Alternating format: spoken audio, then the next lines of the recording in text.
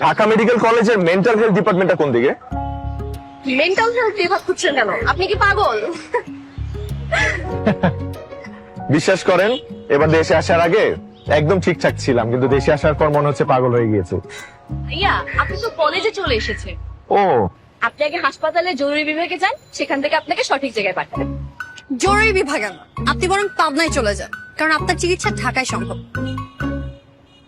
ওনার নাম মেঘ, উনি কানাডায় থাকেন। আমাদের মধ্যে বিয়ের কথাবার্তা চলছে। সম্ভবত উনি আমাকে ইমপ্রেস করার জন্য এখানে এসেছেন। তাই আসলে আপনারা বিয়ে করতেছেন? আমার দিক থেকে তো আমি 100% রাজি। শুধু আমার ফিয়ান্সে, মানে যার সাথে আমার বিয়ে ঠিক হয়েছে, মানে আপনাদের বান্ধবী কোনো গ্রিন সিগন্যাল দেয়নি। ভাইয়া, ও রাজি না থাকলে আপনি আমাকে বলতে পারেন। আমার আবার কানাডা যাওয়ার খুব শখ। ভাইয়া, আমিও রাজি। আপনি যে হ্যান্ডসাম। থাম, আপনাকে না বললাম আজ দেখা হবে না? আর আপনি এখানে কিভাবে এলেন? আপনি ঢাকার রাস্তাঘাট চেনেন? কিচ্ছু চিনি না, ঢাকায় আমাদের কখনো থাকাই হয়নি। কানাডা যাওয়ার আগে আমরা চিটাগংয়ে থাকতাম। তবে গুগল ম্যাপ আছে, ট্যাক্সি আছে, এটা দেখে দেখেই চলে আসছি। আচ্ছা, আমার না গলা শুকিয়ে গেছে, আপনারা তো ক্লাস করে আসছেন, নিশ্চয়ই ক্ষুধার্ত। চলেন কোথাও বসে কিছু খাই। হ্যাঁ ভাইয়া, চলে।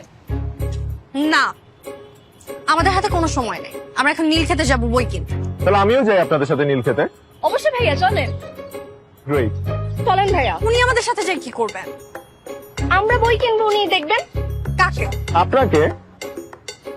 না ভাইয়া, আপনি ওর কথা মাইন্ড করেন না, চলেন আমরা যাই। চলো চলো চলো।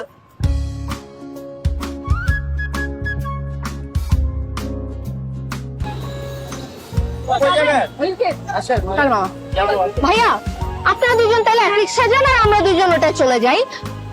আর রিক্সা হচ্ছে দুজন মানুষের কাছাকাছি আসার সব থেকে ভালো মাধ্যম। যা এই, চল চল চল, চল।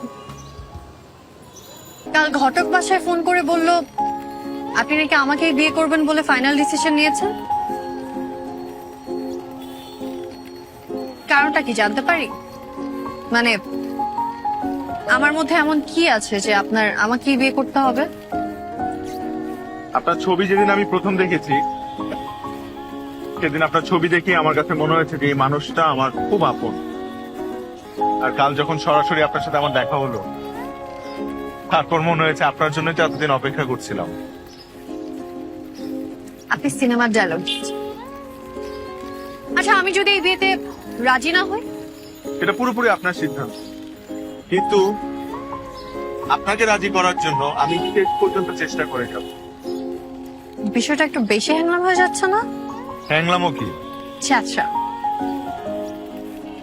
দেখেন, আপনি যা ইচ্ছা বলতে পারেন, কিন্তু আমি জানি যে আপনি আমার প্রথম প্রেম।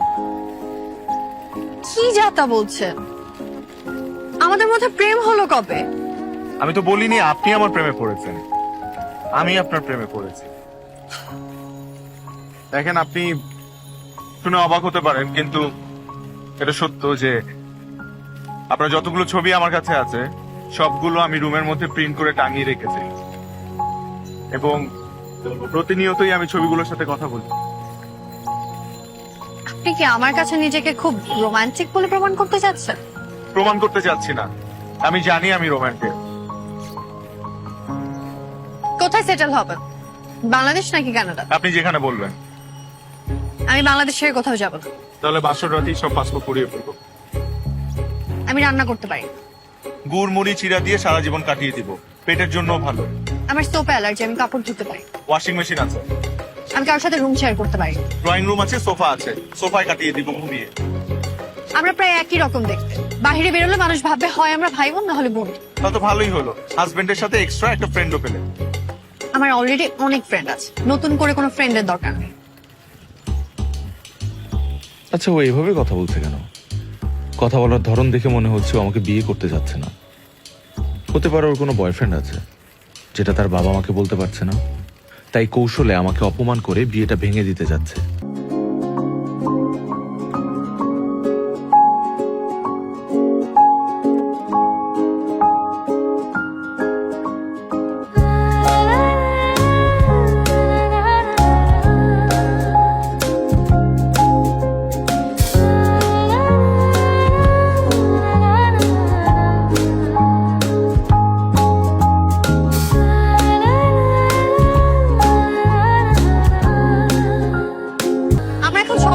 আপনি বাসায় চলে যান।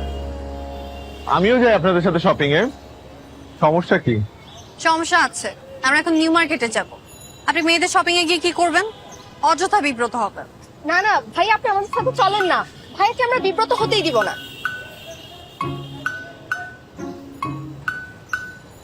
না যাই। ইট ওয়াজ লাভলি মিটিং ইউ গাইজ। ভালো থাকবেন, আসি। মেঘ,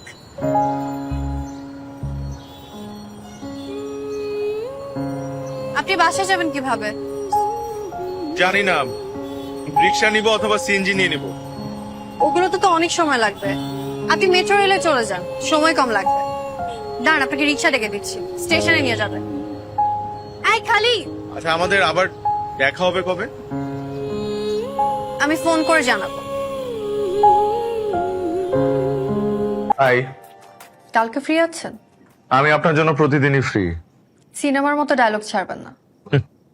শোনেন, কালকে আপনাকে নিয়ে স্বপ্নপুর যাব, আমার দাদা বাড়ি। ওখানে আমার এই দুনিয়ার সবচেয়ে প্রিয় মানুষ থাকে। উনি আপনাকে দেখতে চেয়েছেন। কেউ নেই। আমার দাদি আগে আমাদের সাথেই ঢাকায় থাকতেন, কিন্তু দাদা মারা যাওয়ার পরে উনি গ্রামে চলে গিয়েছেন, কারণ দাদার কবর ওখানে। এনিওয়েজ, আপনি কালকে সকালে রেডি থাকবেন। বাই। G madam.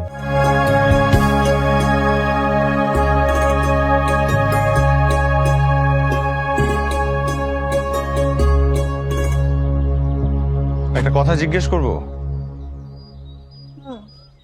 করেন। কালকে আমরা একসাথে রিক্সায় চললাম, কিন্তু আজকে আপনি আমাকে আপনার পাশেই বসতে দিলেন না কেন?